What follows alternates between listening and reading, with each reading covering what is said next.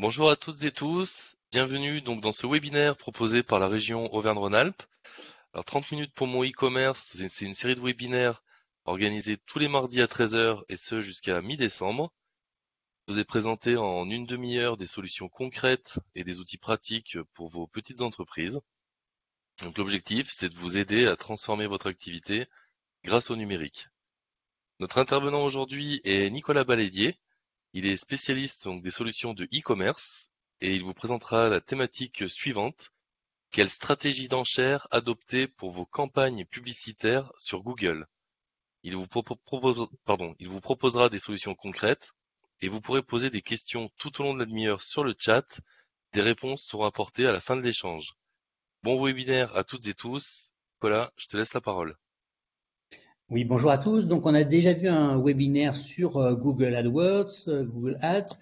On va aller plus loin aujourd'hui et essayer de voir du coup quelle stratégie d'enchère adopter. Dans le webinaire, je vais quand même reprendre quelques bases avant de passer sur les enchères. Alors, Google, donc moteur de recherche notamment, il faut savoir, c'est Google Ads, c'est le système publicitaire en fait qui vous permet de vous positionner à la fois sur le moteur de recherche, mais aussi dans d'autres réseaux, comme on va le voir par la suite. Ça veut dire qu'en fait, dans la première page de Google, les premiers résultats sont soit du Google Shopping, soit des résultats publicitaires Google Ads. Dans les résultats Google Ads, en fonction des requêtes, en fonction donc du nombre d'annonceurs qui sont prêts à se positionner sur des publicités en ligne, il y a entre 4 et 10 résultats sur la première page de Google. Donc ça veut dire que dans la pire des situations, l'ensemble des résultats de la première page de Google est trusté par des annonceurs qui font de la publicité, qui utilisent le système Google Ads. Et les résultats issus de l'indexation naturelle, du référencement naturel, sont après les résultats payants. Donc cette publicité Google Ads, l'objectif des annonceurs, ça va être de capter donc soit de la visibilité, soit des clients pour les orienter vers notamment leur site e-commerce. Le système Google Ads, le système publicitaire de Google, en fait, a deux grands volets. Un premier volet qui est orienté ce qu'on appelle le search, les moteurs de recherche et notamment Google. Donc le fait que votre publicité soit présente sur le moteur de recherche. Mais ce qu'il faut savoir avec Google Ads, c'est qu'il y a également un réseau qui s'appelle Display.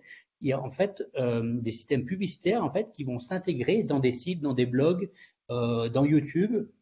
Bref, dans d'autres canaux de diffusion de contenu. Et donc, en fait, quand vous faites de la publicité sur Google Ads, vous allez en fait pouvoir choisir aussi les supports, les canaux dans lesquels vous allez diffuser votre publicité. Est-ce que c'est le moteur de recherche que vous voulez utiliser ou est-ce que c'est le display et l'ensemble des réseaux de sites qui utilisent la régie publicitaire de Google?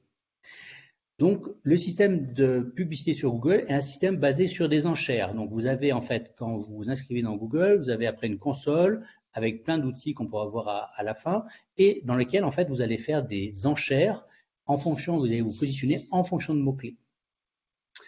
Alors, ce qu'il faut savoir dans le système Google Ads, c'est qu'il y a l'enchère qui joue, donc le prix que vous êtes prêt à mettre pour être positionné et amener un visiteur qualifié sur votre site e-commerce notamment, mais ce n'est pas le seul critère. Il y a d'autres critères qui jouent en fait dans votre façon d'être classé dans les résultats publicitaires et donc d'être affiché dans les premiers résultats ou plus loin.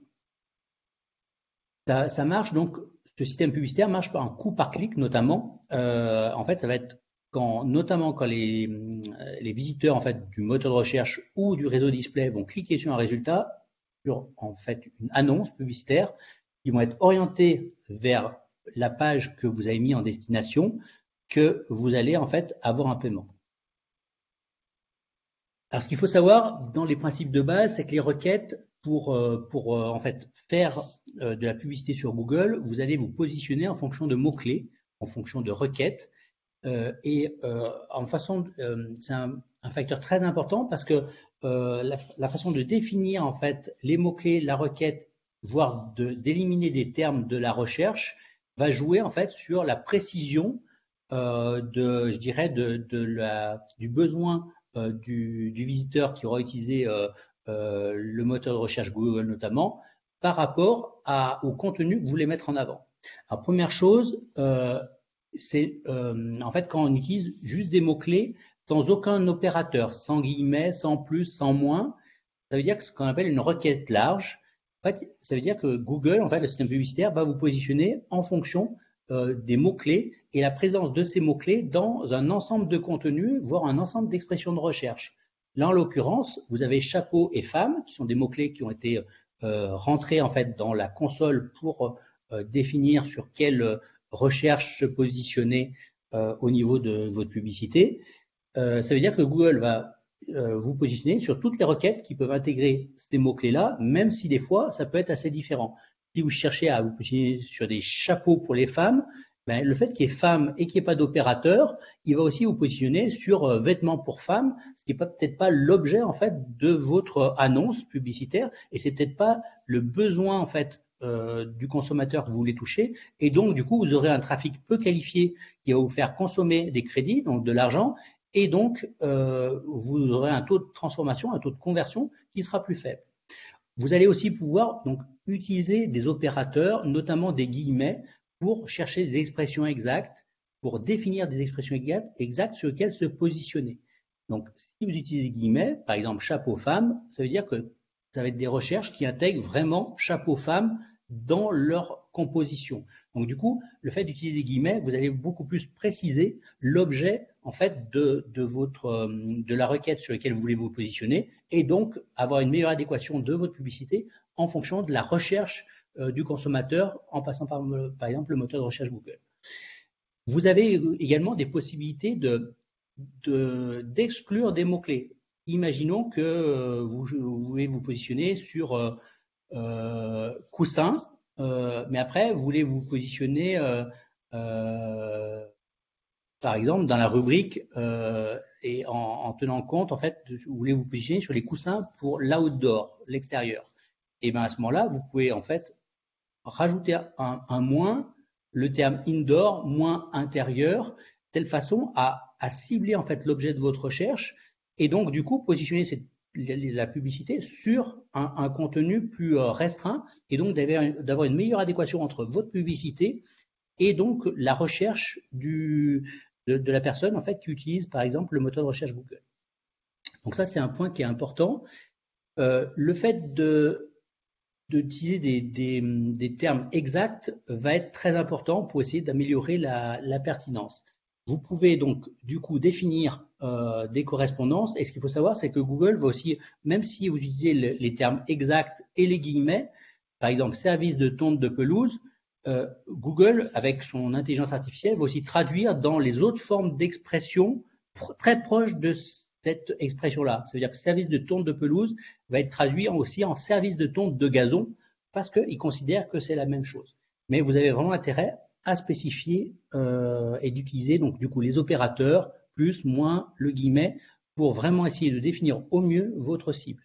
Vous avez un outil qui s'appelle Google Keyword Planner aussi pour avoir dans Google Ads, vous pouvez savoir en fait quels sont aussi le nombre de requêtes habituellement par mois par rapport aux mots-clés que vous utilisez et donc du coup vous positionnez vraiment sur des requêtes qui ont du sens par rapport aux produits que vous avez à vendre si on parle d'un site e-commerce. Donc on a vu que ce coût par clic, donc en fait vous allez en fait être facturé chaque fois qu'il y aura en CPC un utilisateur de Google qui va cliquer sur un résultat qui est votre annonce publicitaire et donc que Google va vous l'orienter et ouvrir du coup la page de destination par exemple sur votre site e-commerce. Il faut savoir que c'est que ce CPC, votre coût par clic que vous êtes prêt à définir, le coût par clic maximal, c'est pas le seul critère en fait pour vous classer dans les résultats publicitaires. Il y a un autre critère qui est un score de qualité qu'on va voir par la suite, qui joue également dans votre capacité à être classé et à avoir l'enchère en fait pour être bien positionné par rapport aux recherches qui ont du sens.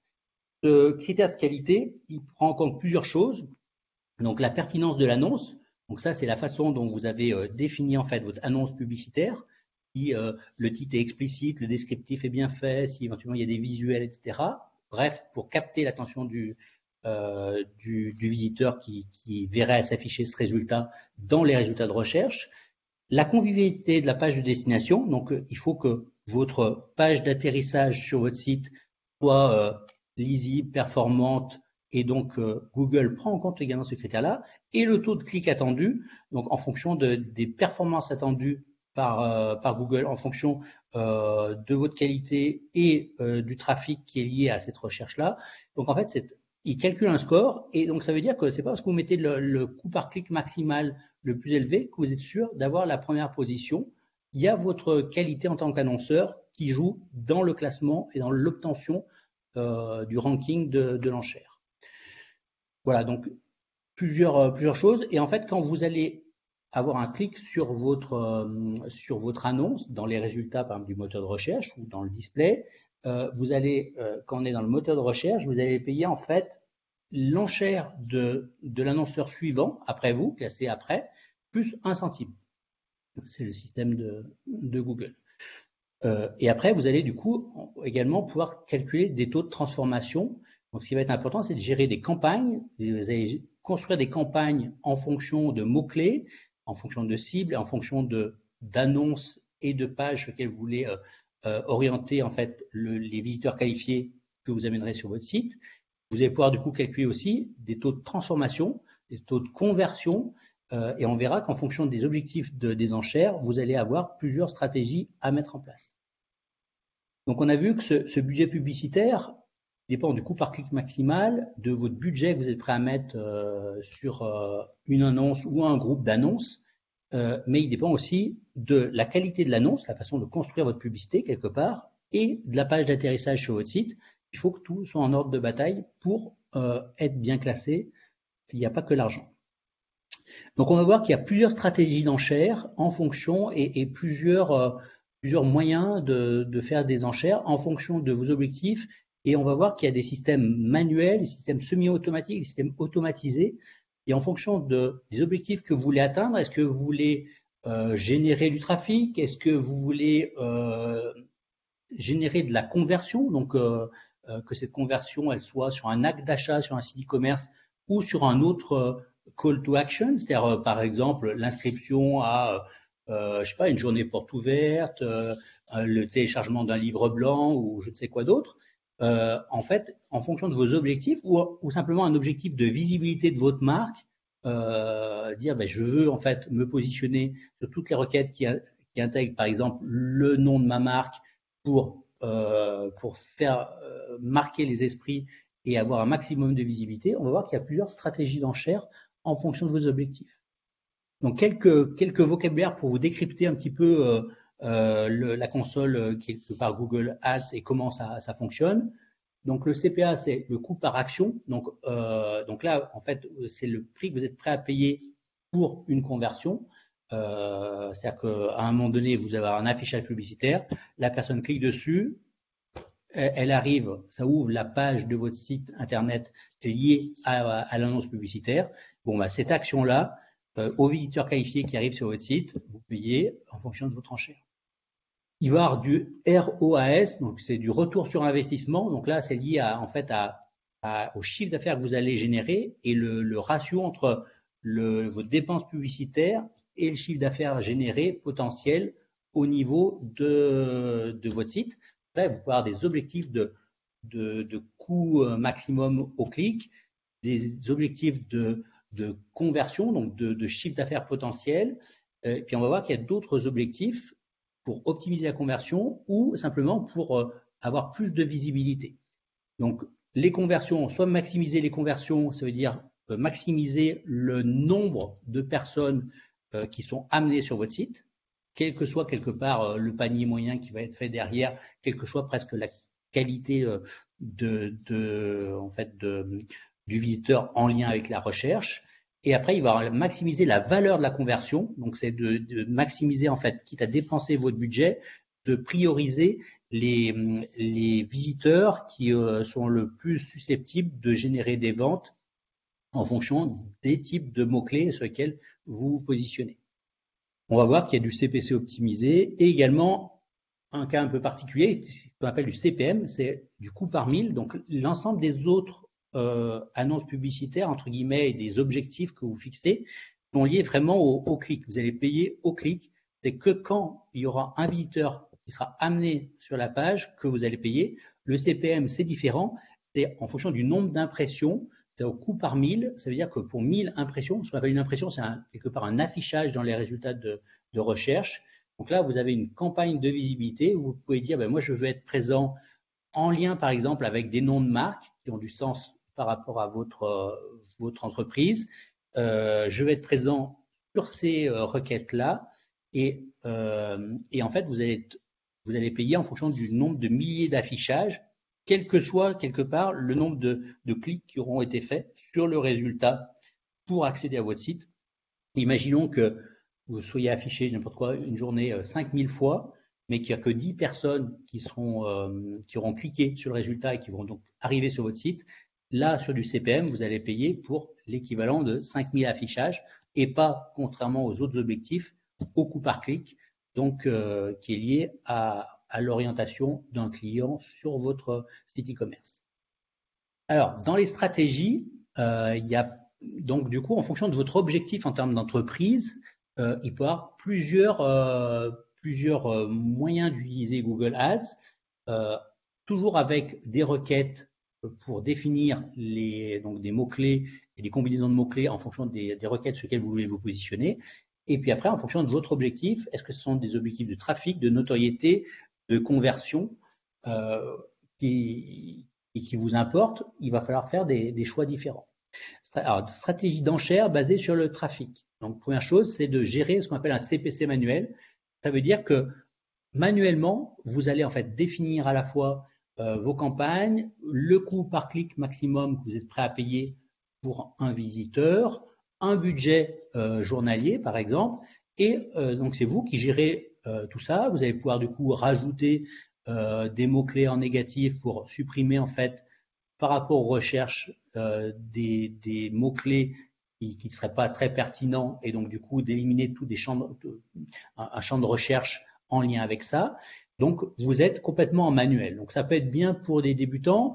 Souvent quand vous lancez votre entreprise, notamment quand vous l'enregistrez dans Google My Business, Google va vous offrir 100 € de budget publicitaire. Donc ça peut être un moyen en phase de démarrage d'utiliser ce budget publicitaire-là avec du CPC manuel, en définissant des requêtes très fines pour essayer du coup d'avoir un trafic ultra ciblé, pas le dépenser trop vite. Et ça a un autre avantage, c'est que ça permet de faire passer le robot d'indexation de Google sur votre site plus rapidement que si vous attendez un référencement naturel par le robot d'indexation de Google. Donc CPC manuel, entre guillemets, vous faites ça vous-même. Alors, entre guillemets, vous pouvez piloter plus le coût par clic maximum, votre budget et le définir et le cadrer. Et puis après, l'ajuster en rajoutant des mots-clés négatifs pour affiner et être plus présent sur des requêtes qui ont le plus de sens pour vous. Là, vous avez intérêt quand même à définir des requêtes assez complexes avec plusieurs mots-clés pour essayer en fait d'avoir un coût par clic le plus bas possible, de telle façon à ce que votre budget vous permette à la fois d'amener plus de monde sur votre site, mais aussi du coup de payer le moins cher possible et surtout d'être présent sur des visiteurs, enfin des personnes qui ont qui recherchent exactement ce que vous proposez. Si vous restez sur des mots-clés trop simples de départ, vous allez, imaginons que vous tapez n'importe quoi, robe, vous positionnez sur robe.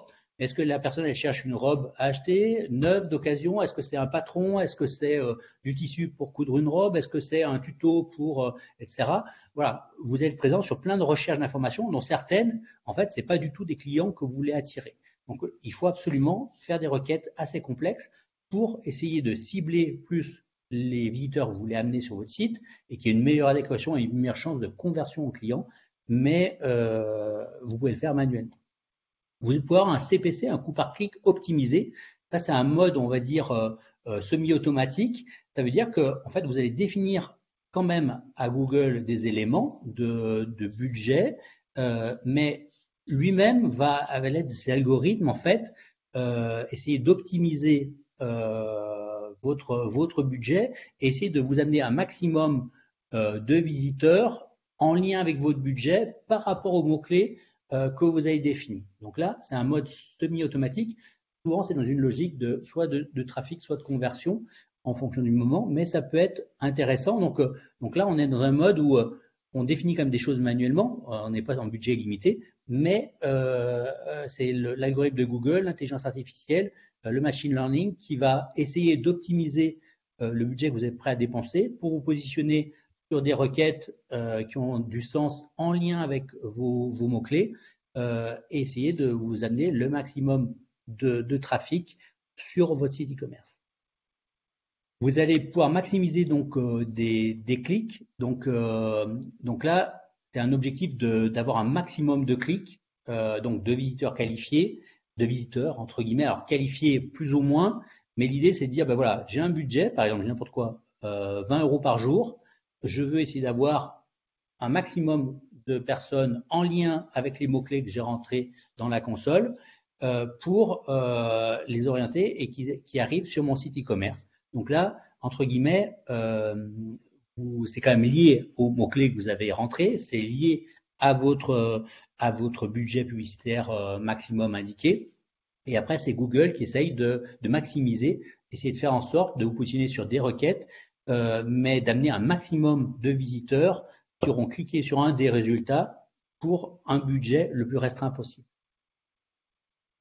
Il y a d'autres objectifs, bien sûr, de conversion. Quand on est en e-commerce, souvent, en fait, on vend des produits, et donc là, souvent, l'objectif, en fait, il va être un objectif de conversion, c'est de dire, je veux mettre en avant, en fait, une publicité en lien avec un produit ou service que je vends en ligne, et l'objectif étant d'essayer de maximiser la conversion, c'est-à-dire qu'ils arrivent bien sur mon site, mais quand ils arrivent sur mon site, un maximum qui passe par le tunnel de vente et qu'ils achètent réellement. Donc, je veux déjà optimiser la conversion de visiteurs à personnes qui arrivent sur mon site. Donc là, vous pouvez passer par du coût par clic optimisé avec un système semi-automatique, pareil, en définissant un CPC max et un budget journalier. Et donc, du coup, servir de Google pour compléter, je dirais, le travail d'analyse que vous aurez fait avec vos mots-clés et essayer d'optimiser, en fait, le coût par clic. Vous pouvez avoir un CPA cible. Un autre objectif, c'est de dire, ben voilà, moi je définis que je suis prêt à payer, je sais pas, n'importe quoi, je suis serrurier à Paris, je veux me positionner sur des requêtes qui ont lien avec dépannage, serrurerie, nuit, définir tout un tas de mots-clés, différentes combinaisons de requêtes. Je peux éventuellement les regrouper dans un portefeuille voilà, géré sur mon Google Ads. Et ce que je veux, je définis en fait pas forcément un budget, mais un CPA cible. Je définis, je suis prêt à payer, n'importe quoi, 5 € aux visiteurs qualifiés en lien avec ces mots-clés-là, telle façon que je paye 5 € pour chaque visiteur qualifié. Et après, c'est Google qui va essayer, en fonction de ce CPA cible, de vous positionner au mieux sur les différentes requêtes en lien avec vos mots-clés pour essayer de vous permettre en fait de respecter ce CPA cible et quelque part avec un budget qui peut être variable. Donc là, c'est souvent, voilà, il faut être plus expérimenté pour avoir un vrai retour d'expérience pour mener à bien ce type de stratégie. Idem sur ce qu'on appelle le ROAS, c'est le retour sur investissement. Donc là, en fait, c'est Google ne sait pas ne sait pas exactement en fait combien le visiteur qui va amener chez vous va dépenser réellement après, parce qu'il est en amont, mais par contre, il sait en fonction des requêtes, en fonction de l'historique, etc., les requêtes qui ont le plus en fait de valeur, en fait, qui sont le plus capables de générer des actes d'achat et des paniers moyens plus élevés. Et donc, du coup, en fait, en fonction de vos objectifs en termes de ROAS, il va positionner votre enchère et votre budget et le dépenser en mode automatique en fonction vraiment du retour sur investissement possible. Alors ça, c'est vraiment pour des gens qui sont expérimentés. Il ne faut pas s'amuser à ça quand on est débutant. C'est assez complexe, même si beaucoup de choses est faite par Google. Si vous êtes débutant, il vaut mieux commencer par d'autres stratégies au niveau de vos campagnes. Autre point qu'on évoquait tout à l'heure, c'est l'objectif de notoriété. Donc, au niveau de la notoriété, par exemple, c'est ce qu'on appelle un taux d'impression cible. Ça veut dire qu'en fait, vous dites, tiens, voilà, ma marque, je suis en train de lancer ma marque, je veux faire connaître ma marque. À ce titre-là, je vais être présent dans les premiers résultats, par exemple, du moteur de recherche. Et là, je suis prêt à mettre un budget de tant d'euros par jour. Et ce budget ne va pas être calculé au coût par clic, mais va être calculé en CPM, en coût par millier. Là, c'est le nombre d'affichages, c'est-à-dire que vous allez apparaître par exemple dans 1000 résultats de recherche, quelle que soit l'action qui sera faite par le visiteur, est-ce qu'il clique jamais sur votre annonce publicitaire qui apparaît dans les résultats, ou il clique parfois, et donc vous allez payer aux milliers d'affichages donc liés à votre campagne publicitaire. Donc là, c'est vraiment une logique de dire, moi, je vais être présent dans les premiers résultats du moteur de recherche. J'ai quand même défini des mots-clés, plein de choses qui ont du sens en fait par rapport au positionnement de ma marque. Mais après, je vais payer, je vais être présent un maximum de fois, que petit à petit la marque soit bien mémorisée par les utilisateurs de Google, donc entre guillemets les consommateurs, donc mes clients potentiels. Je fais de la notoriété, de la visibilité, et puis après, voilà, on verra ce que ça donne en termes de chiffre d'affaires. Mais là, l'objectif premier est un objectif de notoriété, de communication de la marque. Voilà dans les grandes lignes. Alors, je suis allé assez vite.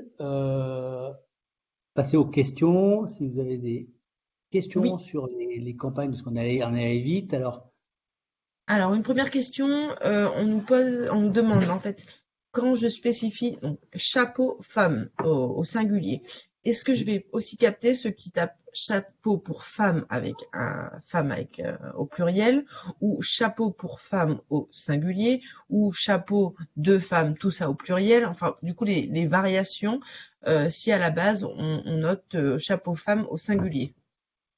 Alors oui, c'est-à-dire que Google, en fait, va non seulement traduire, quand il dit même une recherche exacte, imaginons que ça soit chapeau femme, il va aussi traduire éventuellement en chapeau féminin. Pour lui, c'est la même chose. Donc il est capable d'être intelligent quand même pour tenir compte des singuliers, des pluriels ou des autres formes d'expression.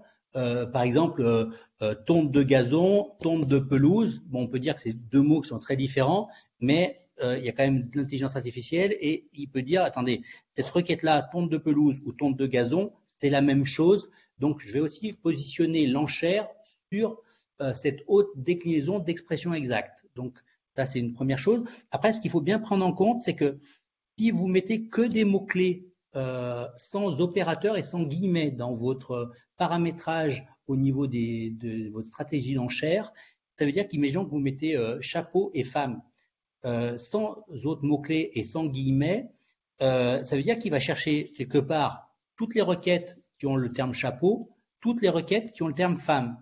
Donc, ce qui n'est pas du tout bon pour vous. C'est-à-dire que si vous voulez vraiment associer des mots-clés, il va falloir utiliser des guillemets, voire mettre chapeau femme entre guillemets moins casquette si vous vendez des chapeaux pour femmes, mais pas des casquettes. Donc, la réflexion sur votre stratégie de mots-clés doit tenir compte, je dirais, de retour d'expérience. En fait, vous avez, quand vous allez dans Google Ads, vous avez des outils et paramètres, vous allez pouvoir regarder l'outil de planification de mots-clés à ce niveau-là et donc taper des recherches ou savoir ce qu'il en est au niveau d'une recherche. Donc, du coup, vous allez pouvoir, par exemple, taper chapeau femme et avoir des informations sur chapeau femme avec le nombre de requêtes, la variation, etc. Vous pouvez exclure des mots-clés. Bref, vous pouvez avoir, à l'aide de ces outils, soit de la planification de mots-clés, donc quels sont les mots-clés qui peuvent être liés à votre recherche d'origine, soit des planificateurs de performance, et du coup de savoir en fait quels sont l'historique en fait au niveau de Google, de la fréquence de ces requêtes-là en fonction de mots-clés. Et surtout d'avoir une remontée d'informations de la façon dont les internautes en fait saisissent des recherches. Des fois, vous serez surpris en fait de vous rendre compte qu'ils utilisent des mots-clés ou des expressions qui ne sont pas du tout celles auxquelles vous positionnerez naturellement le descriptif de votre produit ou votre annonce publicitaire en lien avec ça. Donc, première chose, ça va être d'utiliser un peu ces outils pour savoir qu'est-ce que les gens tapent réellement, quelles sont les requêtes, et de bien formaliser vos mots-clés en fonction des opérateurs qu'on a vus, notamment utiliser les guillemets, mais éventuellement aussi d'enlever des mots-clés donc dans les recherches, pour essayer en fait de vous positionner sur des recherches qui ont le plus d'adéquation et de sens en lien avec votre produit que vous voulez vendre ou service, histoire que votre budget publicitaire amène des visiteurs le plus qualifiés possible et qui ont le plus de chances de convertir, je dirais, l'arrivée sur votre site en acte d'achat si vous êtes sur un site d'e-commerce. Ça, c'est un point qui est important. Merci Nicolas. Alors, combien de temps faut-il pour un prospect pour retenir un nom d'entreprise ou d'une marque boosté par Google Ads? Pour retenir, oui, ça, pour retenir. Pour mémoriser. Alors ça, c'est efficace, quoi, du coup. C'est très compliqué. C'est de savoir combien de temps. Ça va dépendre de quelque part de la personne, du temps qui, enfin voilà, de l'importance qu'il peut y accorder. Imaginons, j'ai n'importe quoi, que le gars il fait du trail et vous lancez une marque de sac d'hydratation pour sportifs. Il est peut-être super en recherche de produits parce qu'il veut changer son système d'hydratation et peut-être qu'il va très vite mémoriser le nom de votre marque si le nom est parlant, si les annonces publicitaires qu'il a vues lui parlent et s'il est vraiment en phase de recherche active à ce moment-là. Par contre, voilà, et après sur un autre segment où il y a peut-être beaucoup plus de marques et où il est moins en recherche, peut-être que même s'il a vu afficher 10 fois le nom de votre marque, vous l'interrogez, je dirais, sur un sondage et il n'aura pas mémorisé votre nom de marque. Donc ça, c'est très compliqué de savoir combien de temps il faut c'est très variable en fonction des personnes et même entre les personnes, en fonction de la motivation qu'on peut avoir ou le degré d'attention qu'on peut porter à un moment donné par rapport à un domaine ou pas, et l'importance que ça peut avoir dans un choix de produit ou à ce moment-là. Donc c'est difficile de donner une réponse ferme entre guillemets, c'est tellement variable. Oui, c'est au cas par cas. Lorsqu'on est dans un domaine très compétitif, par exemple la couture, et que l'objectif est la conversion et le trafic, quelle est la stratégie d'enchère que tu conseillerais, que tu trouves la plus adaptée? Est-ce que c'est manuel ou semi-automatique? Et quelle stratégie d'enchère globalement? Alors, donc ça va dépendre de plein de choses. On a vu que le budget pouvait être un facteur important. Donc par contre, si vous avez un petit budget, on va dire, plus la requête a un gros trafic derrière, plus il va y avoir une concurrence entre les annonceurs, donc plus vous allez dépenser votre budget rapidement et donc avoir peu de visiteurs qualifiés qui vont arriver sur votre site pour le budget que vous vous êtes fixé. Par contre, si vous allez sur des requêtes beaucoup plus précises, beaucoup plus fines, où il y aura moins de compétition, les annonceurs seront moins là, donc du coup vous allez payer au coût par clic moins cher le visiteur qualifié va arriver sur votre site, donc vous avez des chances d'avoir une meilleure transformation parce que une meilleure adéquation entre ce que recherche réellement la personne et votre annonce, donc votre produit à vendre. Donc ça veut dire que notamment quand on a un petit budget, il faut aller pas sur les requêtes à gros trafic où il y a une grosse compétition avec d'autres annonceurs, mais plutôt d'aller sur des requêtes plus fines pour essayer en fait de toucher des gens et de dépenser moins par visiteur qualifié amené sur votre site. Donc voilà. Après, ça peut être au début en CPC manuel et donc gérer ça et ça nécessite par contre d'y passer du temps, de bien réfléchir en amont, d'analyser les choses. Comme vous pouvez être en CPC en semi-automatique et éventuellement vous faire accompagner par un spécialiste parce que le problème c'est de ne pas faire toutes les erreurs du junior. Éventuellement, ça peut être, si vous avez la possibilité de vous faire accompagner par un spécialiste des pubs Google Ads, quitte à ce que ce soit sur un petit budget et pendant un temps donné, mais rien que pour voilà, comprendre comment il fonctionne, qu'est-ce qu'il a paramétré, et vous après prendre la main dessus, le gérer par vous-même, mais d'avoir, on va dire, tiré bénéfice de ce travail avec un spécialiste qui pourra justement vous éviter des erreurs de junior et de dépenser de l'argent avec un retour sur investissement faible parce que vous aurez fait les erreurs de junior, soit vous positionnez sur des requêtes effectivement à très fort trafic, mais où vous allez dépenser très rapidement votre budget et peut-être avec peu de taux de transformation et il vous aura plutôt orienté sur d'autres types de requêtes, peut-être moins fréquentes, où il y a moins de monde, mais par contre, où vous allez du coup pouvoir quand même mieux transformer en client. Alors, est-ce qu'on peut décider d'une durée d'enchère Google ou est-ce que c'est forcément au portefeuille?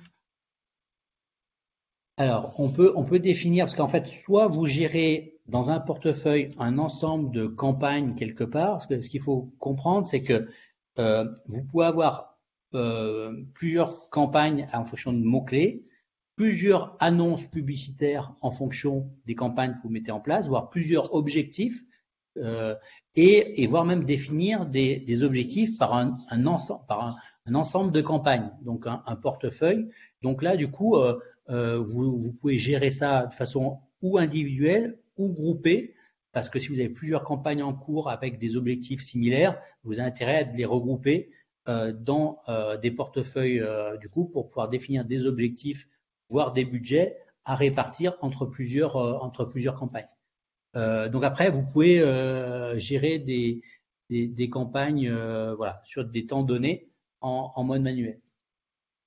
Donc c'est pas infini, c'est-à-dire on dit pas je n'importe quoi, je suis prêt à dépenser 10 € par jour pendant et puis après c'est ad vitam tant qu'on ne déconnecte pas. Vous pouvez définir aussi un budget max et donc du coup voilà prendre un engagement sur du coup un budget max en lien avec un CPC max. Alors, est-ce qu'il est possible de faire des Google Ads dans le cas d'une marketplace, alors que du coup, nous ne sommes pas propriétaires des produits, puisque ce sont les vendeurs référencés sur cette marketplace? Alors oui, parce que vous regarderez, par exemple, je vais prendre un exemple. Moi, j'ai un business où je vends, par exemple, sur La Redoute, et parfois, en fait, dans les résultats Google Ads, je trouve des produits à moi, en fait, mis en avant sur La Redoute.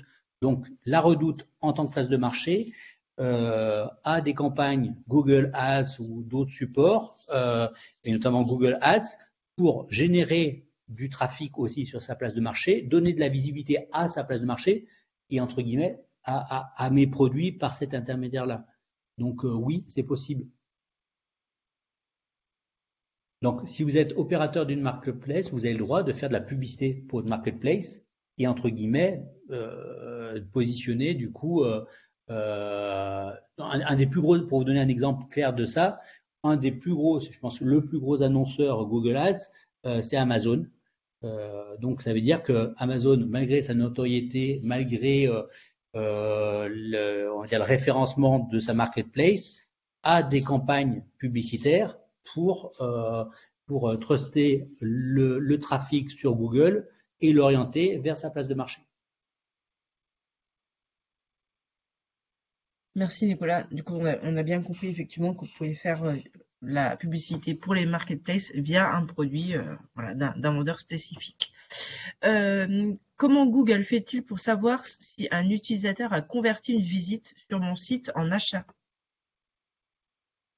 Alors, il y a, alors en fait, c'est par rapport à la conversion, le retour sur investissement. En fait, c'est un retour sur investissement théorique là dans Google Ads. Alors déjà, ce que vous pouvez mettre en place un Google Analytics et du coup, dès que vous lancez des campagnes publicitaires, de toute façon, il faut savoir ce qui se passe et analyser les parcours et analyser la performance de vos campagnes. Et pour ça, il faut que vous soyez à même d'avoir les données sur votre site. Donc, première chose, c'est installer Google Analytics, de telle façon aussi de paramétrer Google Analytics en fonction de vos campagnes et de savoir du coup d'où viennent les visiteurs qui arrivent sur votre site et lesquels transforment pas, donc achètent ou pas, et où est-ce qu'ils s'arrêtent quelque part, éventuellement dans le tunnel de vente, parce que vous pouvez vous rendre compte que en coût par clic, imaginons, on amène 100 visiteurs sur une page sur votre site, mais si par contre, sur ces 100 visiteurs-là, il n'y en a qu'un qui passe dans le tunnel de vente et qui achète, c'est-à-dire qu'il y a un problème, soit dans la page d'atterrissage, soit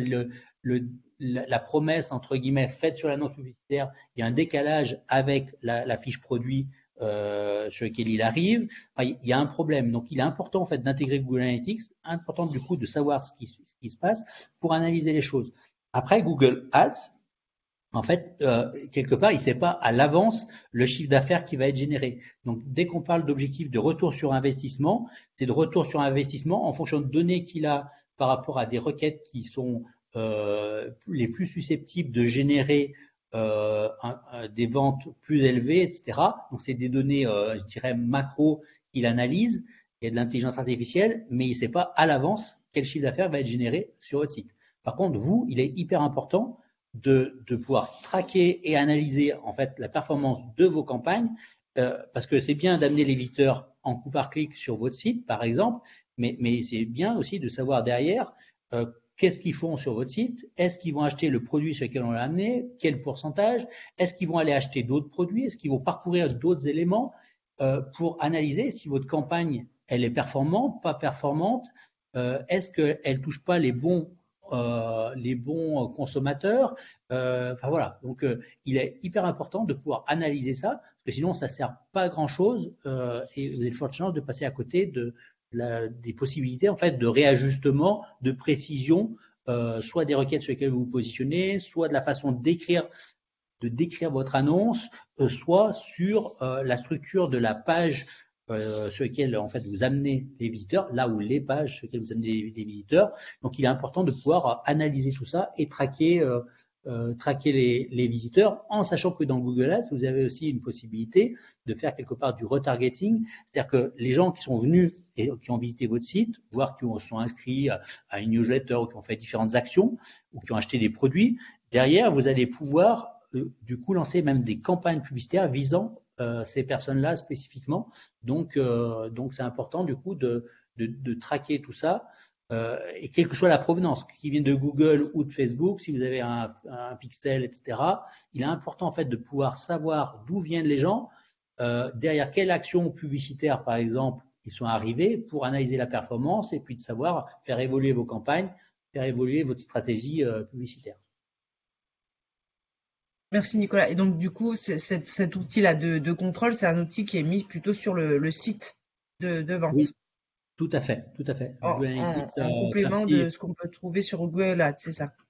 C'est ça, Google Analytics, c'est le petit mouchard, on va dire, de Google qu'il faut intégrer sur son site, justement pour savoir d'où viennent les gens, quelle page ils parcourent sur le site, où est-ce qu'ils se sont arrêtés, pourquoi il y a 30 personnes qui sont passées dans le tunnel de vente et il y en a que 2 qui ont réellement acheté. Est-ce qu'il y a un problème dans la façon de les rassurer sur les paiements sécurisés? Est-ce que il y a des frais de port qui apparaissent à la fin et ils sont trop élevés pour le consommateur et donc du coup ils repartent tous. Donc enfin bref, ce mouchard permet d'analyser vraiment quel va être le comportement des visiteurs de votre site et en lien bien sûr avec vos campagnes publicitaires si vous en lancez, pour pouvoir avoir une rétroaction, faire des correctifs, faire des optimisations, accentuer éventuellement votre budget sur telle ou telle campagne, que vous vous rendez compte que c'est celle-ci qui donne des résultats, et d'arrêter celle qui ne donne pas de résultats. Donc du coup, c'est vraiment de l'ajustement et il faut du coup pouvoir analyser les données pour pouvoir prendre les bonnes mesures. Merci Nicolas. On a eu beaucoup de questions. Désolé, on n'a pas forcément pu répondre à toutes, mais malheureusement l'heure fait qu'on va devoir clôturer.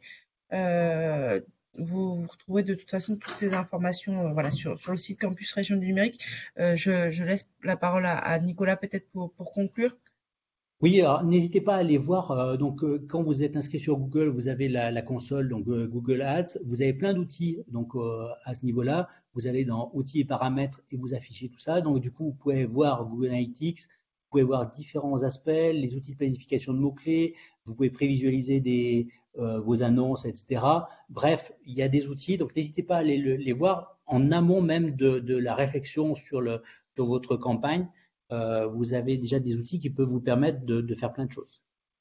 Et puis sinon, en ligne, vous trouvez des tutos aussi qui peuvent compléter ce que je vous ai dit et aller plus loin. Et puis n'hésitez pas à vous faire accompagner si vous ne connaissez vraiment pas ces systèmes publicitaires, à vous faire accompagner par un professionnel, même sur un petit budget, sur une phase de temps limitée, pour essayer de monter en compétences et éviter de faire les erreurs du junior.